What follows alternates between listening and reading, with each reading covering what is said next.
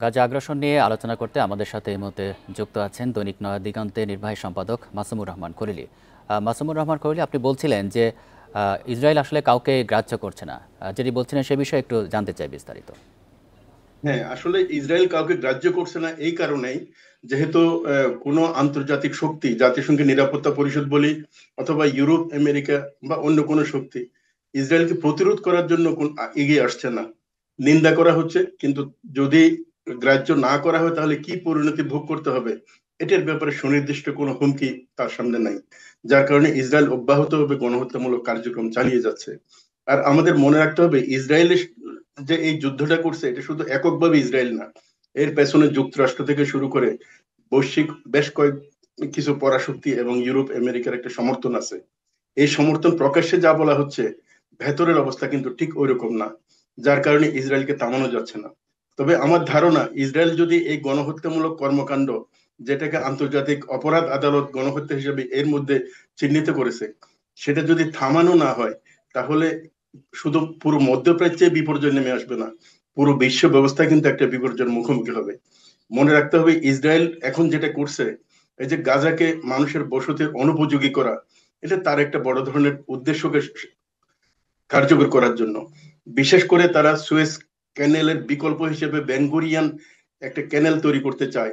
এই ক্যানেল তৈরি করার জন্য গাজাকে মানুষ শূন্য করার দরকার আছে। এই পরিকল্পনা বাস্তবায়নের জন্য কিন্তু এখন স্থল অভিযান চূড়ান্ত পর্যায়ে নিয়ে যাওয়া হচ্ছে। কিন্তু আমার ধারণা এই অভিযান শেষ পর্যন্ত সফল হবে না। ফিলিস্তিনি প্রতিরোধ পুরোটা কোনোভাবেই নিশ্চিহ্ন করা যাবে না। হামাসের লিডারশিপ হয়তো এখন নিশ্চিহ্ন করা যেতে পারে, কিন্তু প্রতিরোধ আন্দোলন অন্য ফরম্যাটে চলে আসবে। আর ইসরায়েল যে বৃহত্তর ইসরায়েল তৈরি করার জন্য চেষ্টা করছে, সিরিয়া, মিশর, জর্দান এবং লেবাননের একটা অংশ এই বিশেষ বিষয়ে নিয়ে। আলোচনায় আসবো। আরেকটি বিষয় একটু আপনার কাছে জানতে চাই যে ইসরায়েল কিন্তু বলেছে যে তারা মূল অভিযান শুরু করেছে এবং তারা গাজা সিটির যে মূল আবাসিক এরিয়া সেদিকে যাচ্ছে।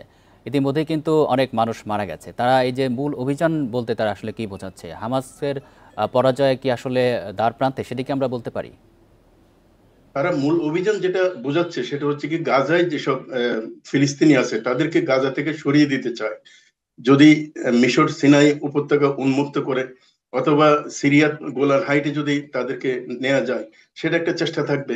আর সেটা যদি না হয়, তাদেরকে শিপে অন্য কোনো দেশে হস্তান্তর করার একটা পরিকল্পনা তাদের আছে। এই পরিকল্পনা সফল হবে কি হবে না সেটা ভিন্ন বিষয়। তবে তাদের উদ্দেশ্য হচ্ছে গাজাকে মানুষের বসবাসের অনুপযোগী করা। যার কারণে ওখানে যে বোমা ফেলা হচ্ছে, এই বোমাগুলো হচ্ছে মানুষের বসতির জন্য অনুপযোগী একটা পরিবেশ তৈরি করার জন্য। আমার ধারণা, তারা যে অভিযান চালাচ্ছে তাতে হামাসের নেতৃত্বকে হয়তো দুর্বল করতে পারবে। ইতিমধ্যে হামাসের নেতৃত্ব যথেষ্ট দুর্বল হয়েছে বলে আমাদের ধারণা, কিন্তু ফিলিস্তিনদের প্রতিরোধকে নিশ্চিহ্ন করতে পারবে না।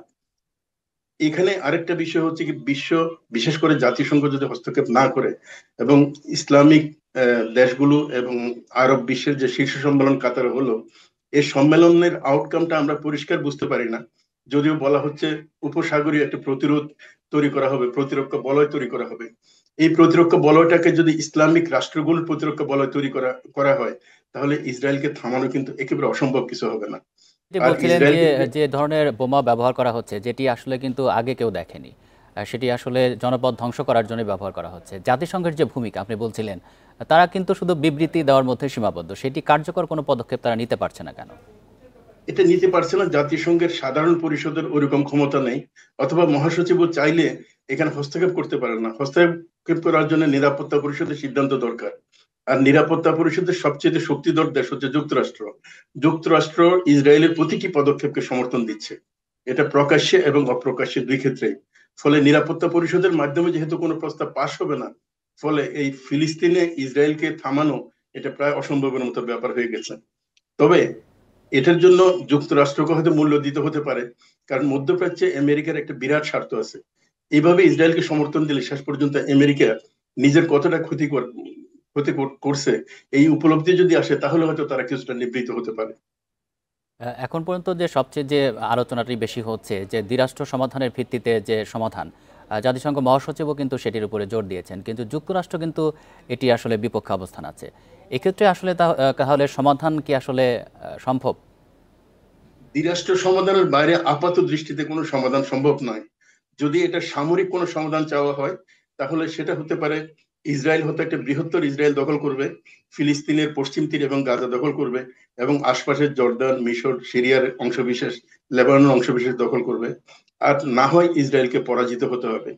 ইসরায়েল যে ধরনের এসপার উসপার পলিসির দিকে যাচ্ছে, তাতে আমার মনে হয় এই দুইটার যে কোনো একটার সম্মুখীন হতে হবে। আপাত দৃষ্টিতে ইসরায়েল হয়তো প্রায় 1.5-2 বছর ধরে যুদ্ধ চালিয়ে যাচ্ছে, কিন্তু যুদ্ধ করার অপরিমেয় ক্ষমতা কিন্তু ইসরায়েলের নেই। আর আমেরিকা কতটুকু সমর্থন দিতে পারবে সেটাও কিন্তু একটা দেখার বিষয়।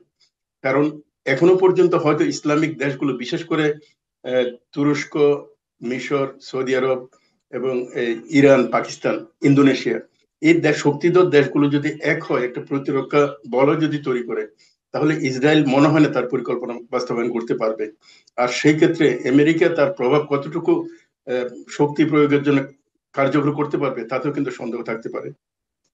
আমরা যেমনটি দেখতে পাচ্ছি যে একদিকে আলোচনা চলছে, আবার যারা আলোচক তাদেরকে হত্যার জন্যই আবার আক্রমণ চালানো হচ্ছে। আমরা কাতারে যেটি দেখলাম, আসলে এভাবে আসলে সমস্যার সমাধান কতটা সম্ভব? যে ধরনের জনমত বিশ্বজুড়ে হওয়ার কথা সেদিকে আসলে হচ্ছে।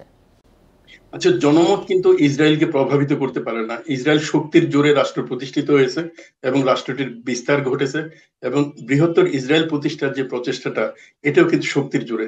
শক্তিকে শক্তি দিয়ে যদি ব্যালেন্স না করতে পারে, তাহলে এই সমস্যার সমাধান হবে না। আমার ধারণা, যেহেতু ইসরায়েল এই যে সর্বশেষ কাতারে অ্যাটাক করা, এর আগে ইরানে অ্যাটাক করা, আর সিরিয়া থেকে শুরু করে সিরিয়া, লেবানন, হয়তোবা কদিন পরে মিশর এবং জর্দানও অ্যাটাক করতে পারে, এটা হচ্ছে তার শক্তিমত্তা দিয়ে সকল আরব রাষ্ট্রকে ইসরায়েলের অনুগত রাষ্ট্রে পরিণত করতে চায়। আমার মনে হয় না সেটা শেষ পর্যন্ত সম্ভব হবে। এমন দিন আসছে যখন এই রাষ্ট্রগুলো একটা কমন প্রতিরোধ নিয়ে এগিয়ে আসবে, এবং সেই প্রতিরোধের সামনে ইসরায়েল, এমনকি ইসরায়েলকে যদি পরাশক্তিগুলো সমর্থনও দেয়, এরপরও কিন্তু টিকে থাকা সম্ভব না। তখন আমরা নতুন এক বৈশ্বিক মেরুকরণ দেখতে পাবো। যে জনাব মাসুমুর রহমান খলিল, আপনাকে অসংখ্য ধন্যবাদ দিচ্ছি এতক্ষণ আলোচনায় থাকার জন্য।